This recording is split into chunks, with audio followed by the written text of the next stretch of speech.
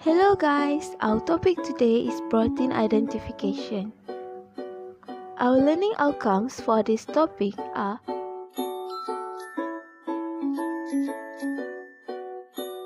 to identify the importance of protein identification and to determine suitable method to conduct protein identification process.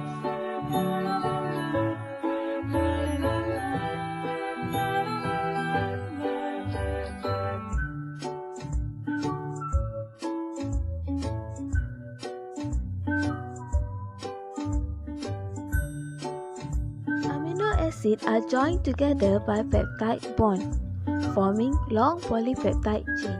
As this chain form, polypeptides develop multi-level of structure which contribute to its overall shape. All this interaction, which is primary, secondary, tertiary and quaternary structure, are paranoid for mature protein to have correct shape, so it can carry out its function.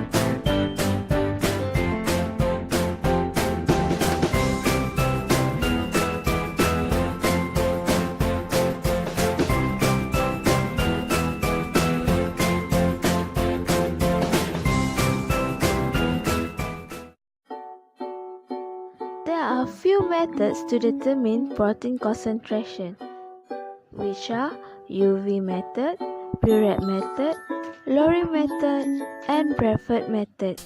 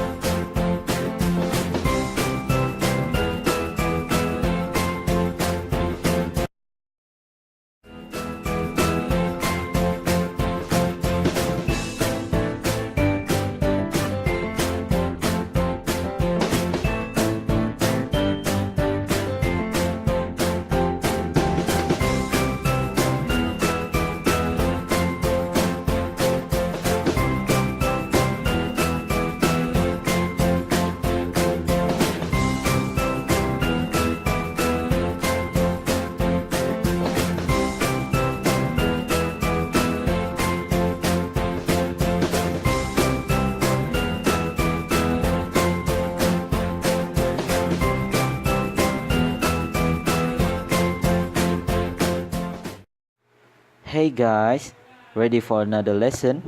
Here is part 2.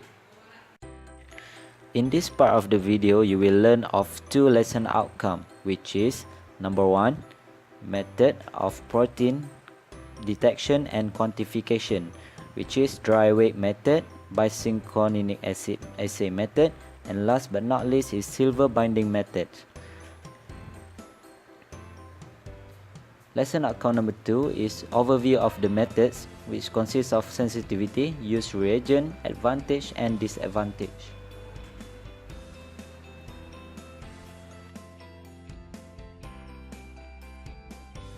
Moving on to the first method, which is dry weight method. The principle is heating of the protein containing sample to 106 degrees Celsius for 4 to 6 hours minimum. After that, weighing of the dry content. The heating and the weighing operation are repeated until constant weights are achieved. It is a straightforward method without involving any chemical reagent.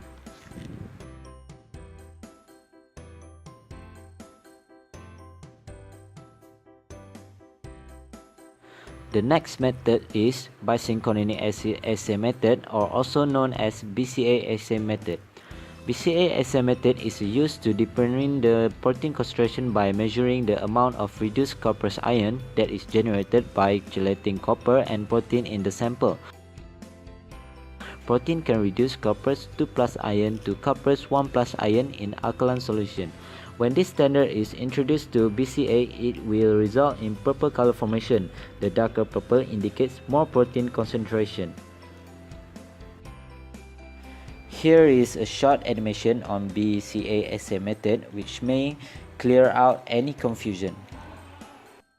The Bicinchoninic Acid Assay, or commonly called the BCA assay, is used to determine the protein concentration by measuring the amount of reducing copper ion generated by chelating copper to protein in the sample. The copper ion then react with 2 BCA molecules, forming a purple water-soluble complex. The BCA assay kit includes all reagents needed to accurately determine the protein concentration in the sample, including purified bovine serum albumin standard in single-use 1 mm ampule for consistent curve generation. So here is the simplified procedure of the Bicinchoninic acid assay. For the first step is diluting the BSA standard. Next is prepare the BCA working reagent by combining reagent A and B at a 50:1 ratio, and pipette 25 microliter of each standard or sample in a microplate well, followed by 200 microliter of BCA working reagent. Gently mix the component for 30 seconds and then incubate the plate at 37 degrees Celsius for 30 minutes. After cooling the plate at room temperature for 5 minutes, measure the absorbance average with plate reader. Average all replicate values and generate the standard curve. Then use the standard curve to interpolate the concentration of each sample based on its mean absorbance value.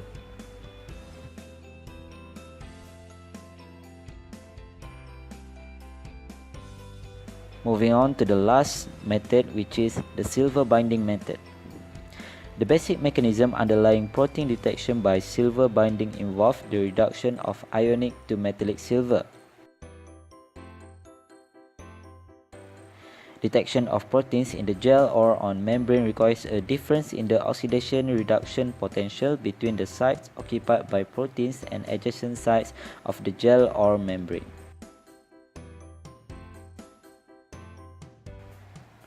If a protein site has a higher reducing potential than the surrounding gel or matrix, the protein will be positively stained.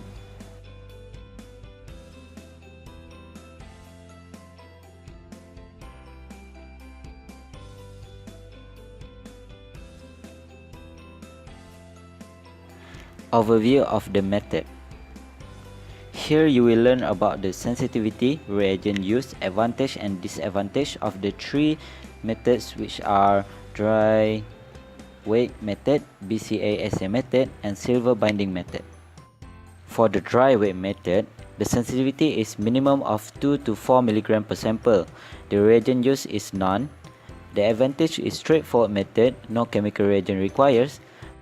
And for disadvantage, it is poor sensitivity and the sample must not contain non-volatile, non-protein substances. For BCA assay method, the sensitivity is 20 to 100 microgram per milliliter. As for the reagent used is bicinchoninic acid.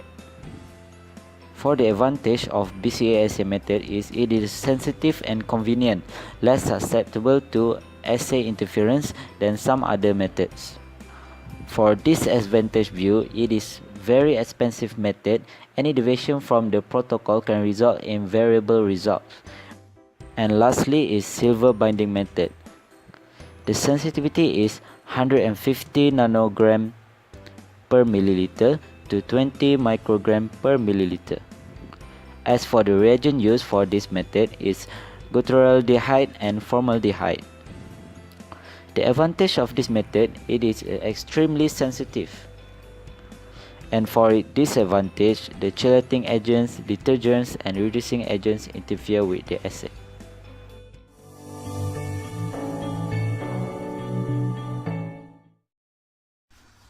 Hello guys, our topic for today is the separation of protein. So there are 4 learning outcomes for this topic. The first one is to identify the methods for protein separation. Second, to understand the principle of SDS-PAGE. Third, to understand the principle of IEF. And fourth, to identify the difference between 1-DGE and 2-DGE. Later, I will explain what is SDS-PAGE, IEF, and DGE.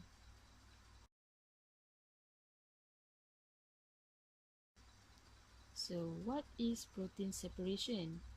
Protein separation is the process of separating proteins by removing their secondary and tertiary protein structures. Separating intact proteins is to take advantage of their diversity in physical properties, especially isoelectric point and molecular weight.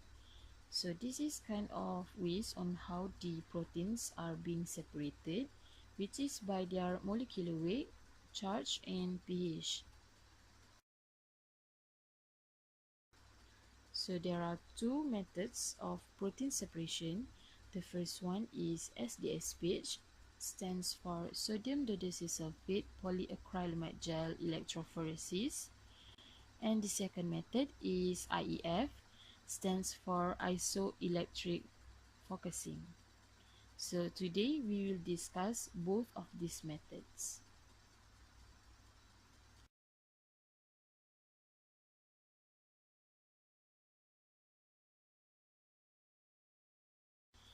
SDS-PAGE, as I mentioned before, it stands for sodium dodecysulfate polyacrylamide gel electrophoresis. The function of SDS is to denature the protein, and the function of PAGE is to separate proteins using this continuous gel.